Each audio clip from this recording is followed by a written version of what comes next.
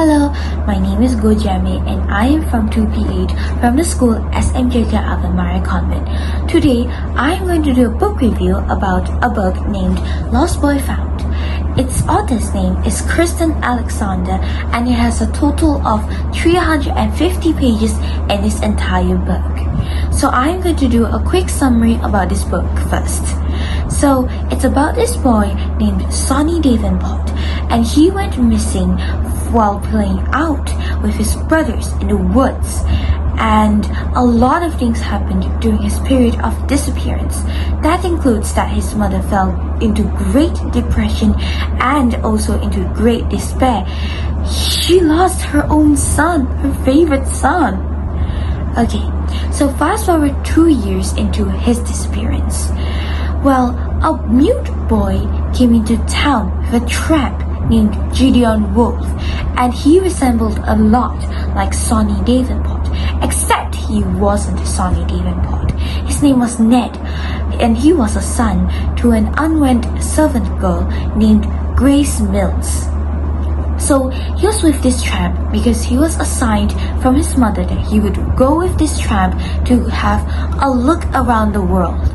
So he was taken by the police, and well, a lot of things happened, and well, a little spoiler, that includes going to court too. I'm not going to spoil that much because it's only just a little summary, right? Okay, so back to the summary. Okay, so back to what I was saying. This boy, Ned, was being taken in by the police, and he was mistook as Sonny Davenport, but it was later realized that he wasn't Sonny Davenport, but John Henry Davenport, the father of Sonny Davenport, saw that his wife was recovering rapidly from her depression and her despair from the disappearance of her son. So he was like, okay, I'm just gonna be a blind man, and well, I'm just gonna think that this son is my own son when he isn't. Iconic, right? Okay, so I'm going to talk about the moral of the story. Well, to be exact, I think the moral of the story is true love wins it all. It's a classic, saying, isn't it, for true love. For example, John Henry isn't really ready to tell Mary Davenport, which is his wife, that this boy wasn't his son, and he didn't really have the heart to tell her.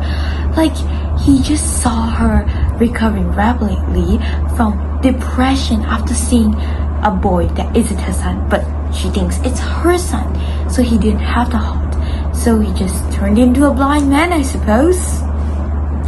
But on the opposite side, I do feel pity for Grace Mills and her son Ned, because Ned was only 5 to 6 years old and he was forced to separate with his own mother.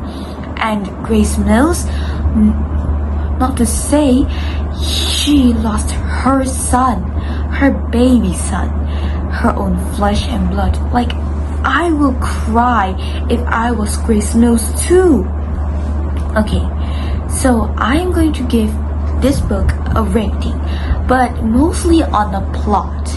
So this plot actually deserves a 9 out of 10 inside my heart, because the plot is actually really interesting and it's really worth to read.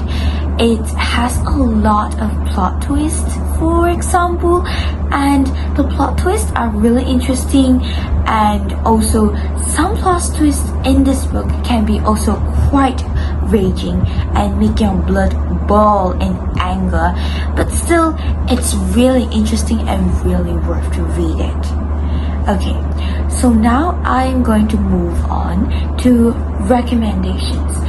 So I am going to personally recommend this book to readers that is very interested in, how do I say this, crime or maybe mystery solving, like this.